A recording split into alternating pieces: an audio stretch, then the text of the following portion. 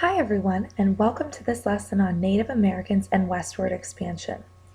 Westward expansion has a negative impact on the lives of Native Americans, so please continue with this presentation to learn exactly how they were affected.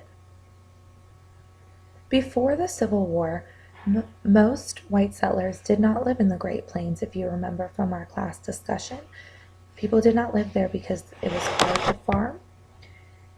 It was very dry and difficult to grow crops, so Native Americans pretty much had free run of the land out west. Buffalo roamed everywhere on the Great Plains, and Native Americans used every single part of the buffalo to survive. They would use the hide for clothing, they would use the bones for weapons, and they would eat the meat. And these buffalo were everywhere before westward expansion. Native Americans were also able to travel and live anywhere they wanted on the land out there because no one owned it. Unfortunately, all of that is about to change when white settlers move west. Geronimo was an Apache leader who led violent raids, which are attacks against U.S. settlers. His family was killed in Mexico, and he ended up living around the area of today called Arizona. And he completely disagreed with being forced to stay on reservations. Reservations are land set aside for Native Americans to live on. It's just like making a reservation at a restaurant.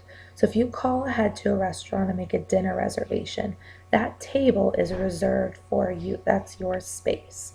So the United States government told the Native Americans that they had land set aside just for them. It was reserved for them.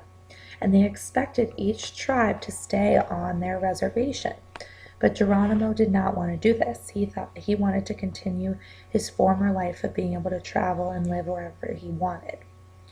For many, many years, he escaped capture and led violent attacks against these settlers. Eventually, in 1886, he had to give up and surrender to the U.S. Army, and he stayed on his reservation from then on. He was an important Native American leader at the time. Another important Native American leader from this time was Chief Joseph. While Geronimo was the leader of an Apache tribe, which was a warring tribe, a violent tribe, Chief Joseph was the leader of the peaceful Nez Perce tribe.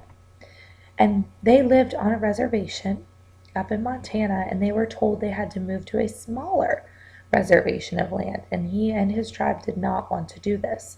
So they tried to run away to Canada. Unfortunately, they were captured by the U.S. Army near the Canadian border and marched back to their reservations. And Chief Joseph, in one of his most famous sayings, says, "From where the sun now stands, I will fight no more forever," meaning he has given up and he will continue to live on his reservation. Both of these men are important Native American leaders during this time period when the U.S. government is trying to move them onto reservations. These tribes have lost their land from deals like the Homestead Act, in which their land was given away to other settlers who were going to farm it. The impact of westward expansion on Native Americans. We've talked about the word impact in class many times so far, and it means effect. So the first one was that Indians opposed westward expansion for the following reasons. Reservations forced Indians to give up their traditional homelands. This is where Geronimo was very upset and Chief Joseph was very upset. Broken treaties. So a treaty is an agreement between two people, and so the treaty would be between the Native American tribe and the United States government. And the United States government broke hundreds of treaties and agreements with the Native American people. And the Native American people fought wars against the U.S. Army and also contracted many diseases from settlers because they were not familiar with those germs. And both those wars and diseases reduced the population. Assimilation efforts changed Indians' lives. Assimilation is to blend into another culture and to accept it as one's own. So the white settlers and the U.S. government thought that Native Americans should completely change their way of life.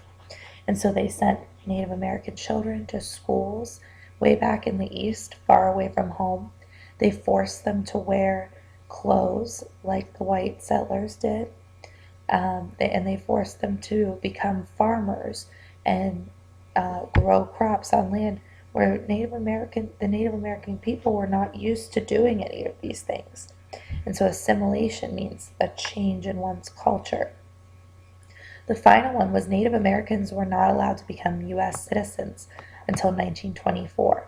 So in the late 1800s, uh, when the Native Americans are being forced to live on reservations, they don't have any rights under the Constitution. So even African Americans and women get their right of voting and citizenship before the Native Americans do. So you can see how difficult their lives were and how hard westward expansion was on this group of people.